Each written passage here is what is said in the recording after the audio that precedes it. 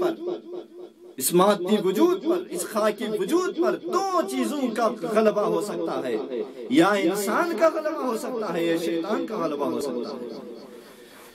بس اگر انسان کا غلبہ ہو تو اس کی فطرت میں فساد نہیں ہے، دشمنی نہیں ہے، عداوت نہیں ہے، غیبت نہیں ہے، بزرگ تکبر نہیں ہے، اور کسی قسم کے بھی منفور چیز اس وجود کے اندر نہیں آ جائے گی، چونکہ اس پر انسان کا غلبہ ہے۔ لیکن اگر شیطان کا غلبہ اس وجود پر اگر آ جائے تو یہ متکبر ہو جائے گا، حسود ہو جائے گا، غیبت کرنے والا ہو جائے گا، اور دشمنی کرنے والا ہو جائے گا، جان لینے والا ہو جائے گا، اور کسی کا خون بہانے والا ہو جائے گا۔ نہ بزرگوں کا احترام اس کے وجود میں رہے گا، نہ چھوٹوں پر رحم اور شفقت اس کے وجود میں رہے گا، نہ اللہ تعالیٰ کی اطاعت اس وجود میں رہے گی، نہ ائمہ طاہرین اور انبیاء کی اطاعت اس کے وجود میں رہے گی۔ بس جب یہ چیزیں نہیں ہوگی تو اس کی جگہ پر کیا آ جائے گا؟ شیطانیت آ جائے گی۔ جب شیطانیت آ جائے گی تو گمراہی آسان ہے۔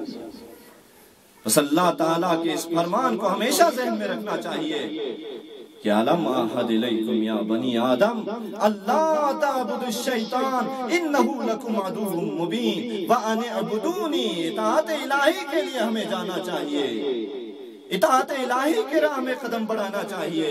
اگر ہاتھ سے کوئی کام کر رہا ہے تو خدا کی رضا کے لیے کرے، اگر آنکھوں کے ذریعے دیکھ رہا ہے تو ایسی چیزوں کی